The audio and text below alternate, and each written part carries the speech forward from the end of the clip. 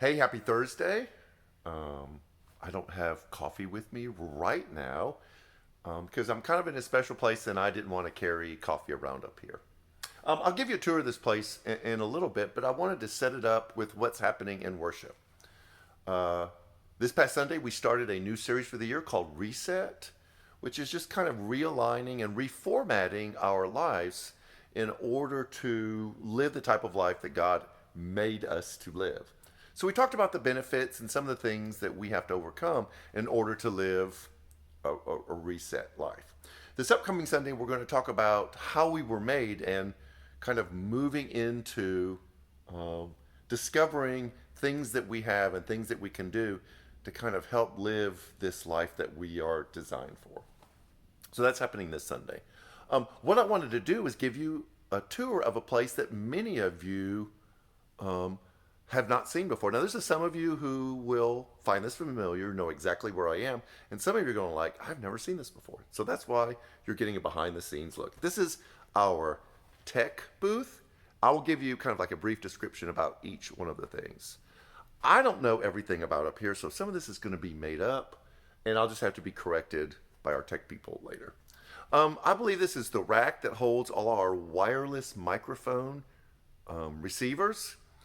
So any microphone that any of you use, I'm on two wireless mics, a backup one and a Countryman. And then we've got some amps up here. The first stop is the soundboard. I believe it is a 83,000 channel soundboard. It's huge. It's a digital board. We've brought shuttle astronauts in here, and they went like, "Dang, there's too many switches for us. Even we wouldn't understand something like that." Sound is a difficult thing to run because not only are you dealing with volume and gain and those kind of things, but you're carving out space for the different sounds. You're dealing with tracks and those kind of things. And sound is probably one of the most technical as far as continually adjusting and making a difference in what's happening in the service. So that's sound.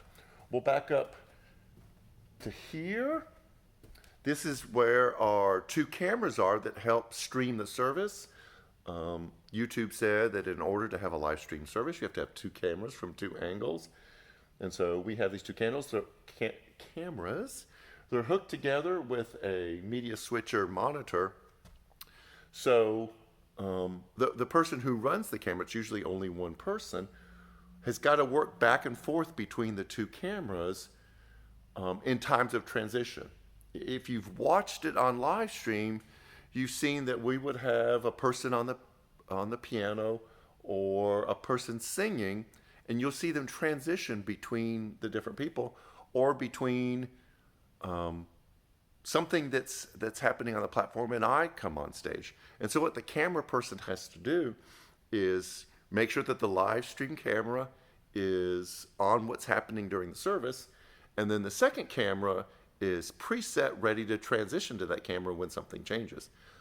It's pretty intense for one person to do, and our camera people are really fantastic. So that's the camera stand.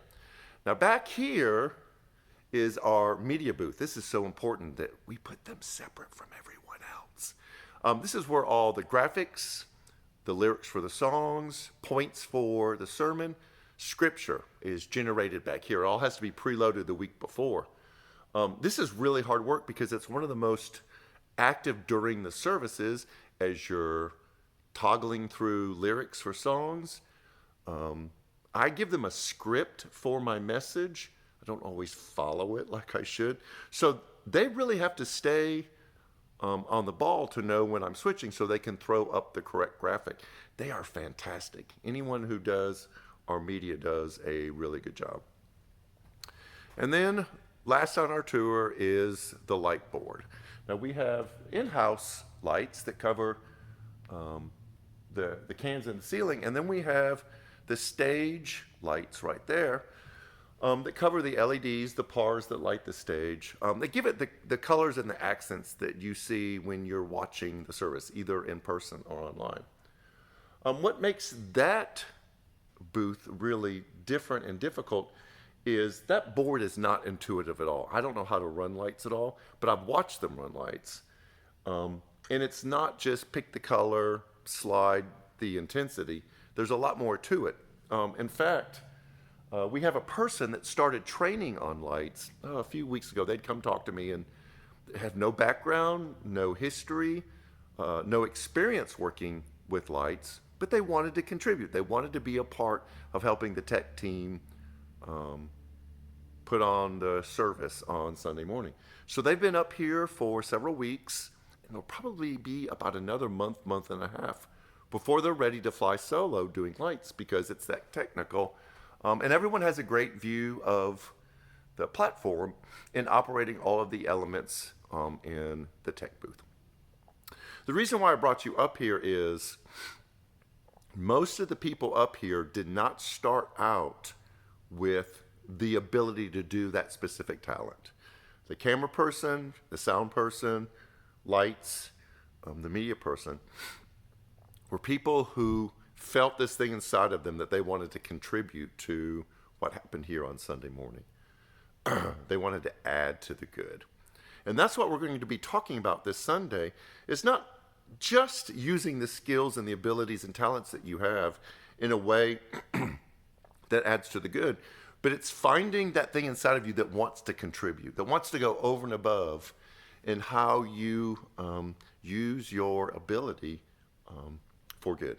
And that's part of what this reset is all about, is making the decision. This year, I am willing to take a step forward to add to what is going on in the work of the church or in the community by either learning something new or utilizing my talents. So it's fun to watch this person who's learning to do lights. I see him up here really intently trying to learn the craft. And that's going to be our encouragement to you, not to join the tech team or the praise team, but it's going to be finding a way to use what you have, the things that you possess, the things that you do well, not only for the use of the church. We could use people in our children's area, our student area, greeters to help out with a coffee spot, and the tech team, but also in this community. We want to be a church that's active in the community, making a difference.